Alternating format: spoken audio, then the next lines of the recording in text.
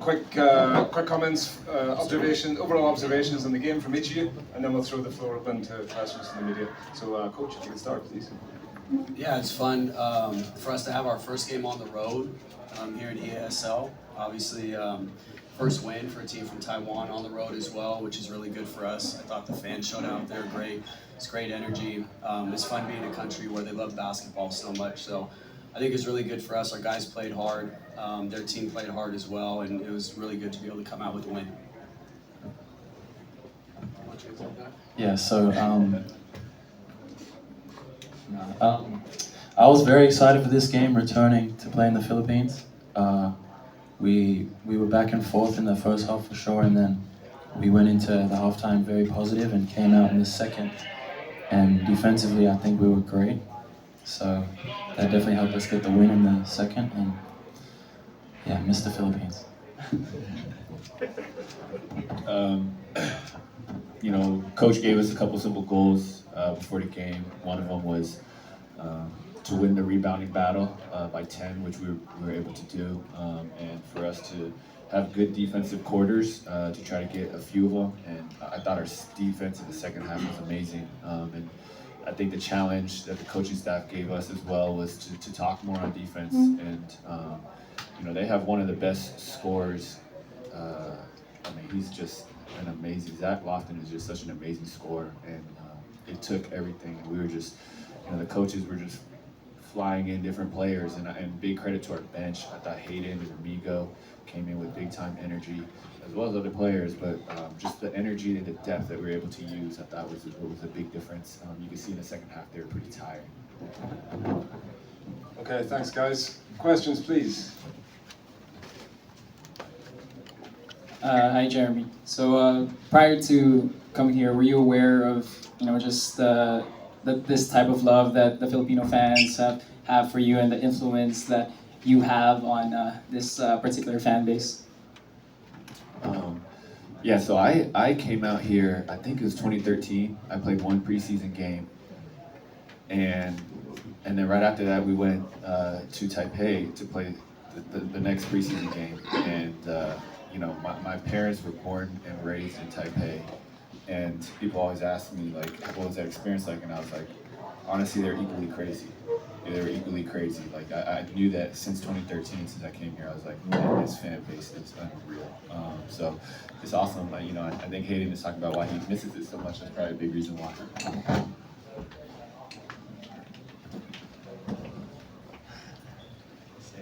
Don't be shy.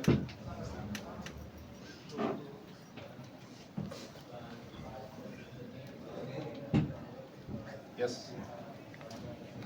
So Jeremy, there was a incident with Lofton wherein he got a technical. I think he was drawing with you. You were shaking your head. Could you share with us a bit of what was going on there? He wasn't jawing with me. He was jawing with the ref. He felt like he got fouled, and I just was quite sure that I didn't foul him, and I didn't think Kenny fouled him. But maybe we did, maybe we didn't. You know, but it wasn't anything, like, it wasn't us talking back and forth. He was just talking to the ref. I just was politely trying to say I disagree. Next question.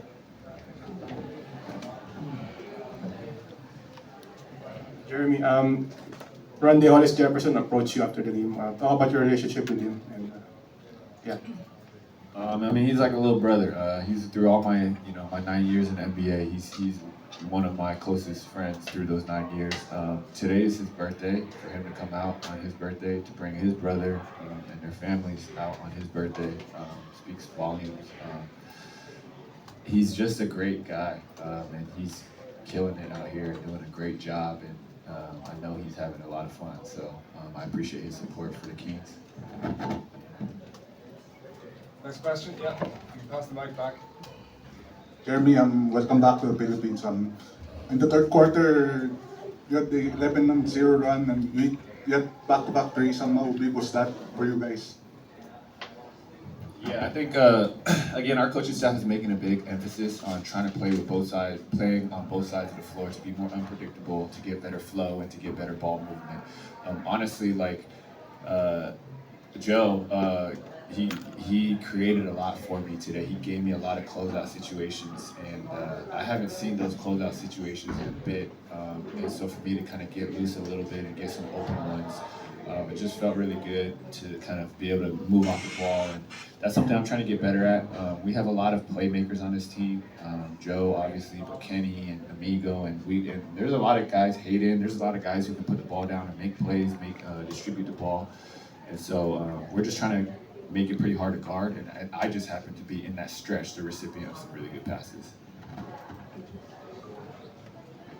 Next question. Hi Jeremy, and welcome back to the Philippines. I just want to ask, as someone that has been in the Philippines before, and you've also known other players who have also come to the Philippines, and whether playing basketball or just visiting, let's say Nick Young, Ronde, Kobe before, have they told you anything specifically that, that you still remember until today about the country? I mean, the word that everyone always describes is crazy. It's just crazy. And I think, when a lot of former teammates, like this is definitely one of the destinations when they talk about like in the summer and the off season, like, oh, we're gonna go on our endorsement tours, or we have to do this or that. Like, where are we going? Like, the Philippines is a top destination that everybody wants to be at. That's like for sure. Down the front here.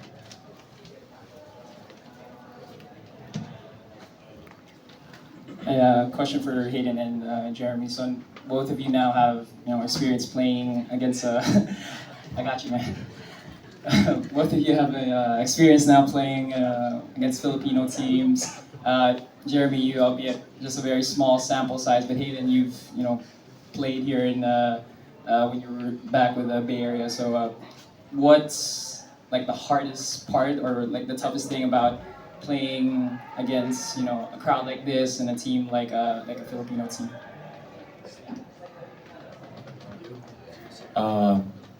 Well, the players play very physical, and that's one of the things I think the Filipinos pride themselves on. And then the crowd is just into it all game, and they'll support both teams, whatever, like whether it's like they're supporting both teams or one team, like they're just high energy, and it's just a fun atmosphere to play in. And yeah, that's all I have to say.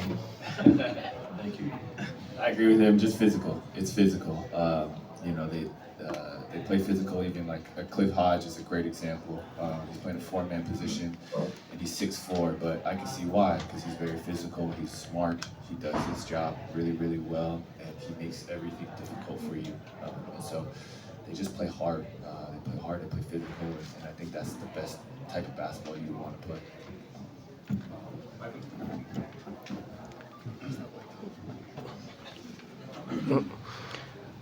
So Jeremy, what's the difference between the Philippine basketball fandom when you were here in 2013 and now in 2024? What's the difference between the two fandoms in the Philippines? It's a different experience. Like when I came in 2013, it was with the NBA, it was with the Rockets and Pacers, and you're talking about a whole different level of. That thing was.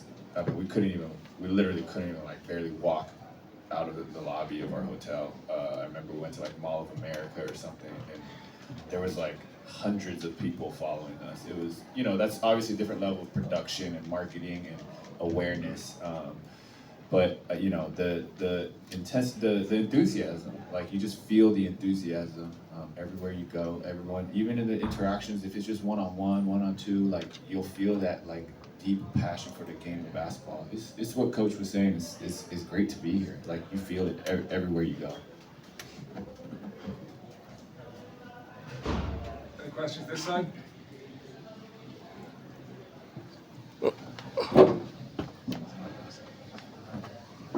Question for Coach. Both players have mentioned the physicality of how Philippine teams play. Does that physicality factor in when you're drawing up the game plan against Filipino teams? And if so, how much does it affect? Not as much strategy-wise, but more mental than anything else. Making sure our players keep their composure. I keep my composure. You know, if I'm going crazy, these guys are gonna start going crazy. So I try to keep my composure, but I try to stick up for them as well. So, you know, in Taiwan, it's pretty physical as well. You know, they allow a lot of play. They do the same here. They do a really good job of it. I think our guys did a really good job playing through the contact, not taking plays off, making sure that we try to play as full game as possible. So mentally, that's the biggest hurdle, is making sure that we're playing through that contact and not taking plays off. One more question, guys. Anyone that hasn't asked one? Want to go? JP? It's officially legit. Coach, you're still undefeated in the group stage. What's the momentum that this can bring to the rest of the league and of course in the domestic competition? Yeah, I think it's, you know, the big thing is for us to stay positive and ride the momentum as much as possible. You know, basketball's a game of momentum.